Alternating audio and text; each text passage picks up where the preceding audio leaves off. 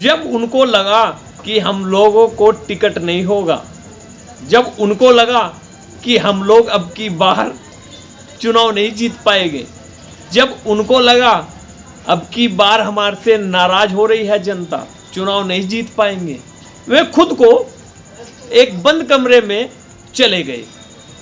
राजनीति चलती रही, सांसद जी का विरोध होता गया, लेकिन सांसद जी आराम से बैठे मजे कर रहे थे। जहां पर जनता का काम था वो भी करा रहे थे, लेकिन उन्होंने भांप लिया था कि हम लोगों को अब की बार सहारनपुर की जनता नकार रही है। सक्सेसफुल राजनेता की बात बताता हूँ, एक सफल बिजनेसमैन की बात बताता हूँ। जब भांपते हैं तो फिर काम बन जाता है, और जब अगर मगर की राजनीति में उलझे रहते हैं फिर काम नहीं बनता।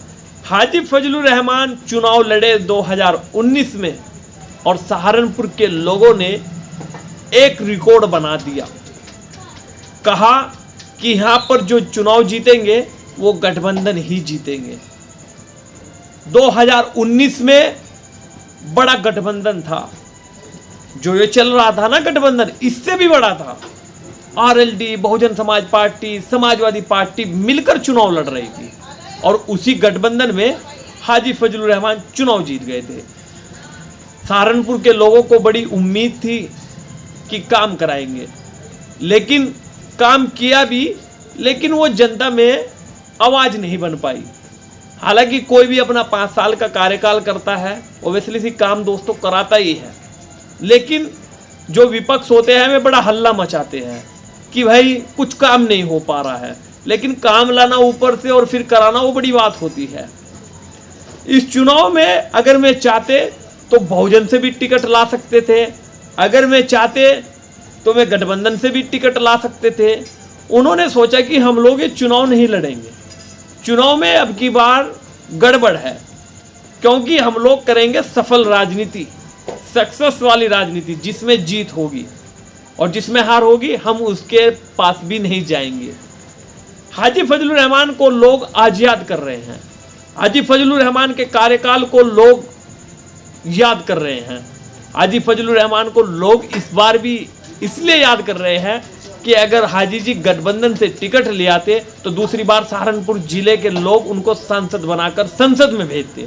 आज वे खुद को भी ठगा हुआ महसूस कर रहे होंगे कि अगर मुझे इस चीज का पता होता कि गठबंधन की इस प्रकार की हवा है तो हम लोग चुनाव लड़ते। क्योंकि अब की बार यहाँ पर यह नहीं हुआ कि चेहरे पर चुनाव हुआ है, ये चुनाव 2022 वाला ही हुआ है। जिस तरीके से अखिलेश यादव की लहर में चुनाव हुआ था 2022 में, ये वही चुनाव बन गया था कि गठबंधन की लहर थी और चुनाव बनता चला गया। बहुत सारे दोस्त कहते हैं कि ये चेहरे पर चुनाव हुआ है। अगर चेहरे पे चुनाव होता ना तो फिर तो रिजल्ट और भी आगे बढ़िया होते। ये गठबंधन की लहर थी और ये अखिलेश यादव और राहुल गांधी की जोड़ी थी जो उत्तर प्रदेश में कमाल कर गई। मान लीजिएगा आप लोग भी इतना अनुमान नहीं लगा रहे होंगे जितना अनुमान से गठबंधन को उत्तर प्रदेश में सीटें मिली है। सहारनपुर के लोगों के बीच में हम लोग भी रहते हैं और पूछ लेते भी हैं कि भाई अगर हाजी फजलुर रहमान जो है गठबंधन से प्रत्याशी होते तो फिर क्या रिजल्ट रहता। जनता कहती है कि यही रिजल्ट होता जो आज गठबंधन के प्रत्याशी को हुआ है। सहारनपुर जिले में से किसी ने मांग नहीं की कि हम लोगों को टिकट हो जाए। हम लोग भी काफी देख रहे थे, लगातार जनता के बीच में घूम रहे थे, लगातार नेताओं के बीच में घूम रहे थे और देख रहे थे कि कौन आएगा प्रत्याशी, लेकिन कोई भी प्रत्याशी नहीं आया क्योंकि उनको नहीं पता था कि भाई ये होगा। आज जो प्रत्याशी चुनाव लड़ना चाहते थे वे आज अपने आप को ठगा हुआ महसूस कर रहे थे कि अब की बार तो हम लोगों को कुछ भी करना नहीं पड़ रहा था, अब की बार तो हम लोग घर बैठे ही चुनाव जीत जाते, क्योंकि लहरी बड़ी करारी थी। लेकिन दोस्तों हाजी फजलुर रहमान ने कहीं पर गलती की है और कहीं पर अपना एक राजनेता होने का फर्ज भी निभाया है। कहीं पर हवाएं देखी है तो कहीं पर निशाने भी मारे हैं, कहीं पर देखा है कि माहौल हमारे पक्ष में नहीं है तो कहीं पर देखा है कि चुनाव में अगर हम खड़े हो जाएंगे जीत जाएंगे। जनता तभी तो कहती है गठबंधन के प्रत्याशी का जो आज जीतने का कारण बना है वो ऐसे नेताओं से ही बना है। गठबंधन के प्रत्याशी के सामने कोई भी टिकट की लाइन में जिला सहारनपुर में से नहीं था, क्योंकि सबको पता था कि हम लोग अब की बार चुनाव हारने वाले हैं।